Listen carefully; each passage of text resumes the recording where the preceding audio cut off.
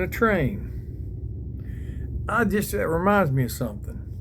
When I was a small boy, and me and my cousin Rick were playing outside. I lived out in the country, out of one lane road, and there was no trains out there.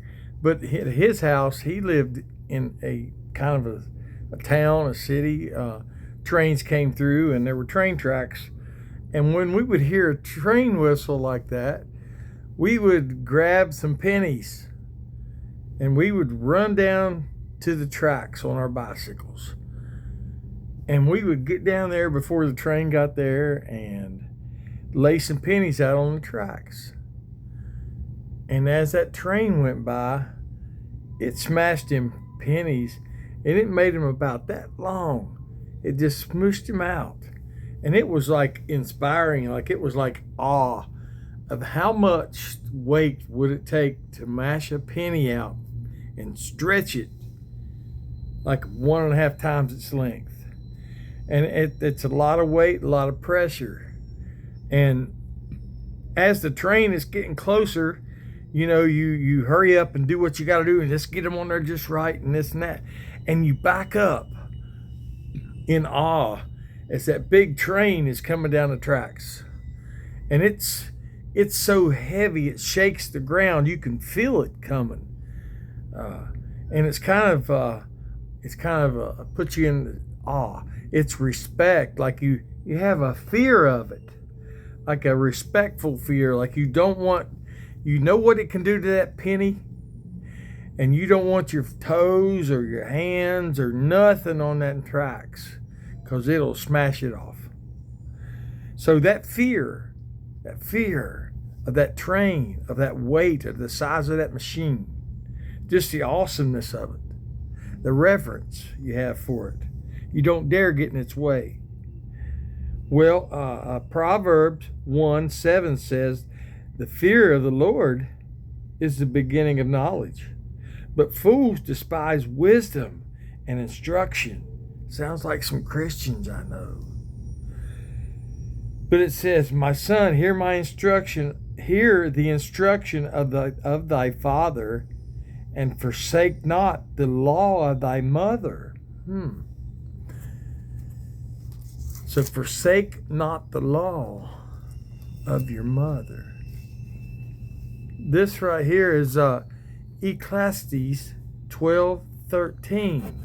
Let us hear the conclusion of the matter. Fear God. There's that word fear again. That reverence, that fear. Fear God and keep his commandments.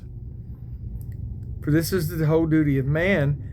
For God shall bring every work into judgment with every secret thing, whether it be good or whether it be evil. We now need to keep the 10 Commandments, right? Fear God and keep his commandments. But we also have to love our neighbor as ourselves, because when he was crucified on the tree, he renewed the covenant, and he made it honorable again to keep the commandments. He elevated them into the two. Love your father, love your God with all your heart, mind, soul, and strength, and love your neighbor as yourself. And this is Matthew chapter 10, 28. And fear not, so there's that word fear again, and fear not them which kill the body, unalive the body, but are not able to unalive the soul, but rather fear him which is able to destroy both soul and body in hell.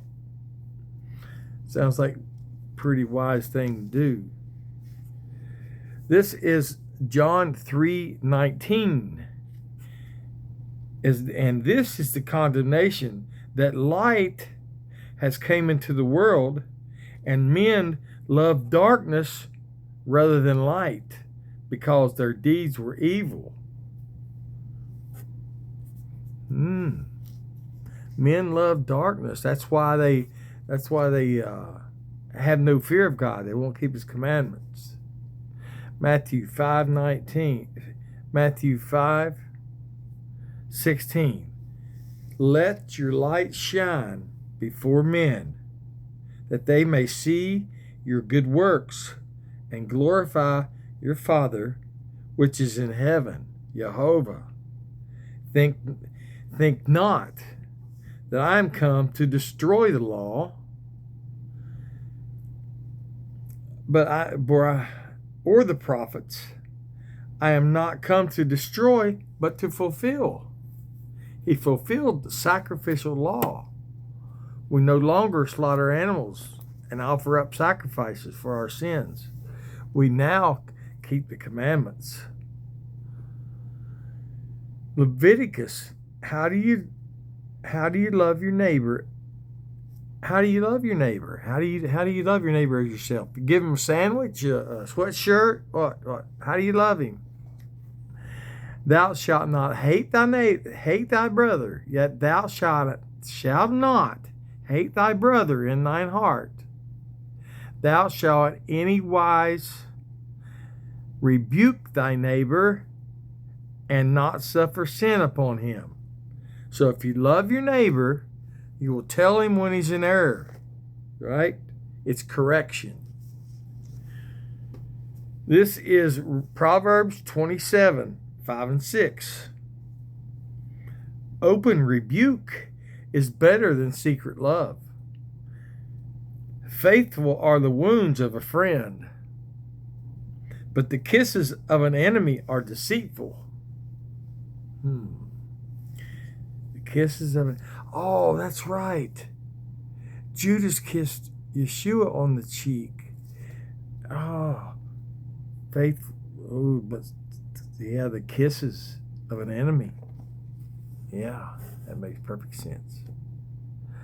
This is 1 Peter 4:17.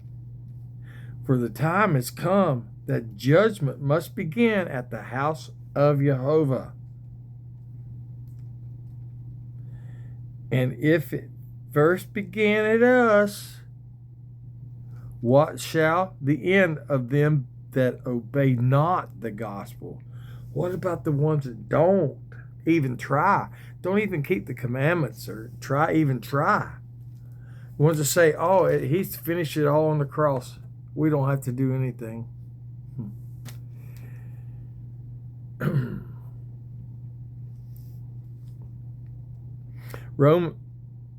This is Revelation.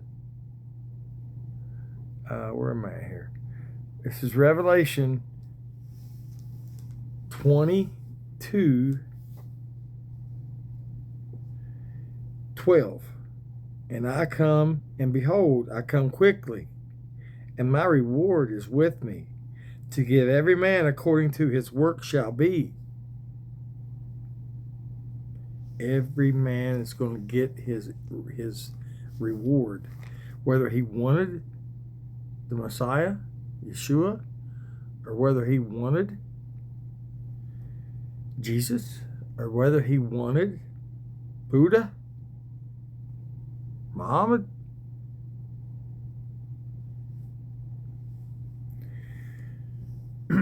Exodus 2:6. He will show mercy unto thousands of them that love him and keep his commandments. Do you keep his commandments so that he will show mercy upon you?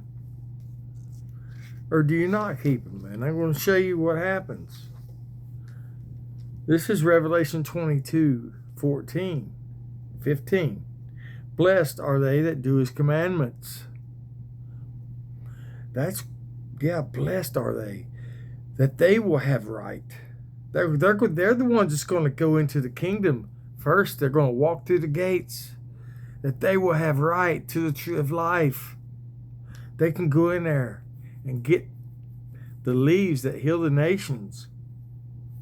And they may enter in through the gates into the city.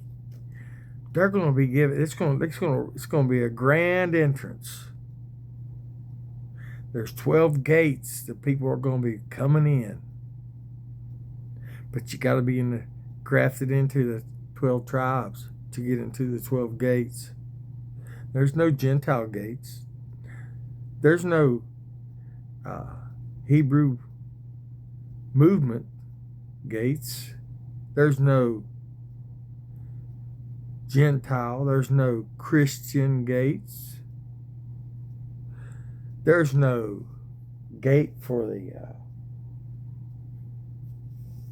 non-believers. There's no gate for the ones who worship false idols like Christmas trees, crosses. And it says here that the ones that are, he says, the ones that don't keep my commandments. So, blessed are they that do his commandments. But the ones that don't, says that for without, outside the city, are dogs, and there's sorcerers, there's whoremongers, and there's murderers, there's idolaters, and those who ever loveth and maketh a lie. You guys have a great evening. Praise Yah.